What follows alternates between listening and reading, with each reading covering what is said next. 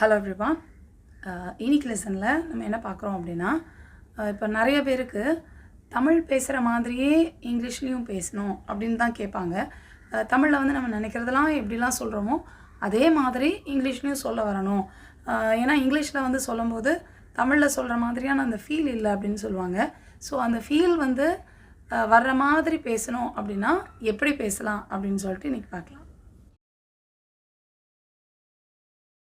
நம்ம தமிழில் பேசும்போதே ஒரு விஷயத்தை வந்து அடுத்தவங்களுக்கு நல்லா புரிகிற மாதிரி சொல்லணும், ஸ்ட்ராங்காக சொல்லணும் அப்படின்னா அதை வந்து சில பஞ்ச் டயலாக்கோடு சேர்த்து சொல்லுவோம், இல்லைனா பழமொழிகளோடு சேர்த்து சொல்லுவோம். அப்போ அதே மாதிரி இங்கிலீஷ்லேயும் இந்த மாதிரியான பழமொழிகள், பஞ்ச் டயலாக் அதெல்லாம் சேர்த்து சொன்னோம் அப்படின்னா நம்ம பேசுகிற இங்கிலீஷ் வந்து நமக்கே இன்னும் கேட்குறதுக்கு நல்லாயிருக்கும், நல்லா ஃப்ளூயண்ட்டாக பேசுகிற மாதிரி நமக்கு தோணும். அந்த மாதிரியான சென்டென்சஸ் இன்றைக்கி பார்க்கலாம். First one, when the elephants fight, it's the grass that gets hurt. இதுக்கு என்ன அர்த்தம் அப்படின்னா, ரெண்டு யானைங்க சண்டை போட்டுது அப்படின்னா யானைக்கு அடிப்படுதோ இல்லையோ தரையில் இருக்கிற புல்கள் எல்லாம் பிஞ்சு போயிடும், அதுக்கு தான் ரொம்ப அடிப்படும் அப்படின்னு சொல்லியிருக்காங்க. அதுதான் உண்மையும் கூட. அப்போ இதை வந்து நம்ம எதுக்காக சொல்ல வரோம் அப்படின்னா, இப்போ அதாவது பவர்ஃபுல்லான மக்கள் வந்து ரெண்டு பேருக்குள்ளே சண்டை அப்படின்னா அவங்களுக்கு வந்து பெருசாக ஒன்றும் காயமோ பாதிப்போ இருக்காது. கொஞ்சம் பவர் கம்மியான இருக்கிறவங்களுக்கு தான் பாதிப்பு அதிகம் அப்படின்றதான் அர்த்தம். இப்போ வந்து ஒரு ரெண்டு நாட்டு தலைவர்களுக்குள்ள ஒரு சண்டை வந்துச்சு அப்படின்னா நாட்டு தலைவர்கள் நேருக்கு நேராக சண்டை போட மாட்டாங்க, அவங்க ரெண்டு பேரும் சேஃப்டி ஆயிடுவாங்க. அந்த ஆர்மி தான் சண்டை போட்டுட்ருக்கோம். ஸோ ஆர்மியில் இருக்கிற சோல்ஜர்ஸ் தான் காயப்படுவாங்க. அதே மாதிரி நாட்டு மக்கள் தான் கஷ்டப்படுவாங்க. அந்த லீடர்ஸ்க்கு பெருசாக கஷ்டம் இருக்காது. அதை தான் இந்த ப்ராவர்ப் சொல்லுது. when the elephants fight, it is the grass that gets hurt. Next one, the pillow is the best advisor. இதுக்கு என்ன அப்படின்னா, நமக்கு ஏதோ ஒரு பிரச்சனை இருக்குது, ஏதோ ஒரு கஷ்டம் இருக்குது அப்படின்னா நம்ம சொல்லுவோம், நீ சரி ரொம்ப டென்ஷன் ஆகுது, போய் கொஞ்சம் நல்லா படுத்தூங்க, நல்லா ரெஸ்ட் எடுத்துகிட்டு வா, எல்லாம் சரியாயிடும் அப்படின்னு சொல்லுவோமா. அந்த மாதிரி சொல்கிறதுக்கு தான் pillow is the best adviser அப்படின்னு சொல்கிறோம். தலையணை வந்து உனக்கு சிறந்த அறிவுரை வழங்கும் அப்படின்ற மாதிரி நம்ம வந்து தலையணையை வச்சு நல்லா படுத்து தூங்கி எழுந்திரிச்சோன்னா ஏதாவது ஒரு பிரச்சனை நமக்கு தலையில் ஓடிட்டே இருக்குது அப்படின்னா அதுக்கு ஒரு நல்ல சொல்யூஷன் கிடச்சிரும். நம்ம மைண்ட் ரொம்ப டிஸ்டர்ப் ஆகுதுன்னா ரொம்ப கிளியர் ஆயிரும் அப்படின்னு சொல்கிறதுக்கு pillow is the best adviser அப்படின்னு சொல்லிட்டு நீங்கள் வந்து சொல்லலாம். Next one, a frog in a well does not know the great sea.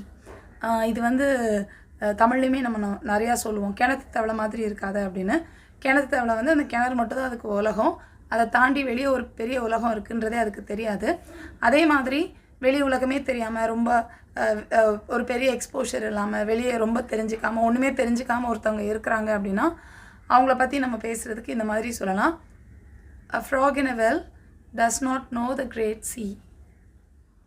Next one, if the world is flooded, it would not matter to the duck. இதுக்கு என்ன அர்த்தம் அப்படின்னா, உலகமே வெள்ளமானா கூட வாத்துக்கு அதை பற்றி கவலை இல்லை அப்படின்றது தான் அர்த்தம்.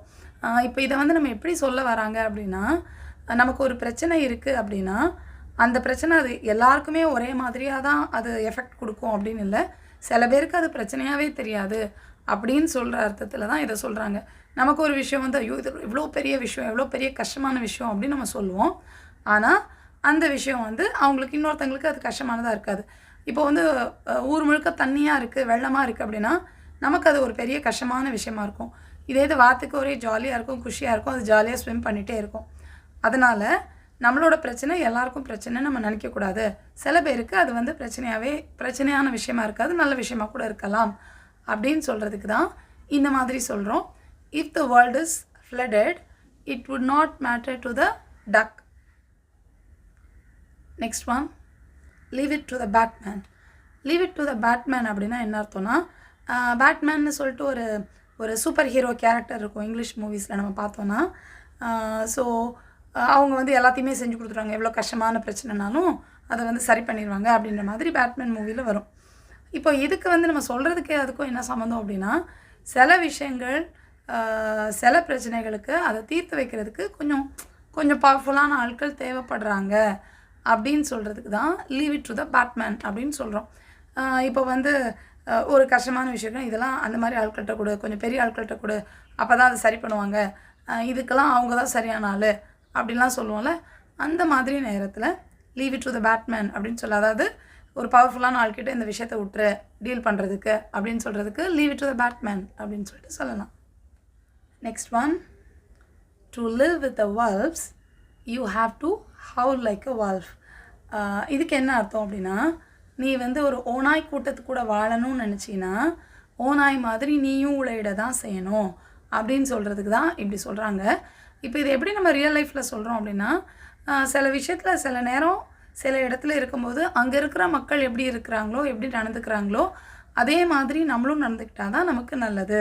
நான் மட்டும் தனியாக தான் இருப்பேன், நான் மட்டும் வேறு மாதிரி நடந்துக்குவேன் அப்படின்னு சொல்லக்கூடாது அப்படின்னு சொல்கிறதுக்கு தான் நம்ம இந்த மாதிரி சொல்கிறோம். இப்போ ஊரோட ஒத்துவாள் அப்படின்னு சொல்லிட்டு நம்ம சொல்லுவோம்ல, ஊரோட ஒத்துப்போ, ஊர் எப்படி இருக்கோ அதே மாதிரி நீயும் செஞ்சிரு அப்படின்லாம் தமிழில் சொல்லுவோம்ல, அந்த மாதிரி சொல்கிறது தான் இந்த மாதிரி ஒரு ப்ராவர்ப் சொல்லலாம். To live with the wolves you have to howl like a wolf. Next one, a hungry stomach has no ears. இதுக்கு என்ன அர்த்தம் அப்படின்னா, பசிக்கிற வயிறுக்கு காது கேட்காது அப்படின்னு சொல்லிட்டு சொல்கிறதுக்கு தான் இந்த மாதிரி. அதாவது ரொம்ப பசியோடு ஒருத்தங்க இருக்கிறாங்க அப்படின்னா அவங்களுக்கு வந்து கான்சன்ட்ரேஷன் இருக்காது. அந்த நேரம் நம்ம ஏதாவது சொன்னோன்னா கூட அவங்களுக்கு பெருசாக ஒன்றும் புரியாது, ஒன்றுமே ஏற்றுக்க மாட்டாங்க, ஒன்றும் அவங்களுக்கு ஏறாது அப்படின்னு சொல்கிறது தான் hungry stomach has no ears அப்படின்னு சொல்லிட்டு சொல்கிறோம். Next one, slippery ground does not recognise a king. இதுக்கு என்ன அர்த்தம் அப்படின்னா, வழுக்கிற தரைக்கு இது ராஜாங்கிறது தெரியாது அப்படிங்கிறது தான் அர்த்தம். அதாவது என்ன சொல்ல வராங்க அப்படின்னா, இப்போ தமிழில் சொல்லுவோம்ல, ராஜாவாக இருந்தாலும் சரி யாராக இருந்தாலும் சரி கடைசியில் வந்து அவன் சாக தான் போகிறான், மண்ணுக்குள்ளே தான் போவான் அப்படின்னு சொல்லுவோம்ல, அந்த மாதிரி அர்த்தத்தில் தான் இதை சொல்கிறோம். ஸ்லிப்பரி கிரவுண்டுனா அதாவது வழுக்கிற தரை வந்து ராஜா போனாலும் வழுக்கி தான் விழும், சாதாரண மனுஷன் போனாலும் வழுக்கி தான் விழும். எல்லாருக்கும் ஒரே மாதிரி தான் உலகம் வந்து நடந்துக்கும், இயற்கை வந்து எல்லாருக்கும் ஈக்குவல் தான் அப்படின்னு சொல்கிறதுக்கு slippery ground does not recognise a king அப்படின்னு சொல்லிட்டு சொல்லலாம். Next one, a cat in mittens won't catch mice. இது என்ன அர்த்தம் அப்படின்னா, நல்லா சொகுசாக வாழ்கிற பூனை போய் எலியெல்லாம் விரட்டி பிடிச்சிட்ருக்காது அப்படின்னு தான் அர்த்தம். ஏன்னா நம்மளே சாப்பாடுலாம் கொடுத்துருவோம், நல்லா கொழுன்னு இருக்கும் பூனை, அது ரொம்ப கஷ்டப்பட்டு எலியை தேடி போயெல்லாம் சாப்பிடாது. அப்படி சொல்கிறதுக்கு தான் இந்த மாதிரி சொல்கிறாங்க. பட் இதுக்கு ரியல் மீனிங் என்ன அப்படின்னு பார்த்தோன்னா, சில விஷயங்களுக்கு வந்து கொஞ்சம் நம்ம ஃபோர்ஸாக ஆக்ஷன் எடுக்க வேண்டியிருக்கும். ரொம்ப பொலைட்டாக சாஃப்டாக அப்படியே பார்த்துட்டே இருந்தோன்னா வேலை நடக்காது. சில நேரம் நம்ம கொஞ்சம் ஸ்ட்ராங்கான ஆக்ஷன் எடுக்க வேண்டியிருக்கும் அப்படின்னு சொல்கிறதுக்கு தான் a cat in mittens won't catch mice. சில நேரம் சில பேர்கிட்ட போயிட்டு ரொம்ப கெஞ்சி ரொம்ப சாஃப்டாக பேசிகிட்டே இருந்தோன்னா வேலை நடக்காது, கம்பு எடுத்தால் தான் வேலை நடக்கும். அந்த மாதிரி சொல்கிறதுக்கு இந்த மாதிரி நம்ம சொல்லிக்கலாம். Next one, hunger is the best sauce.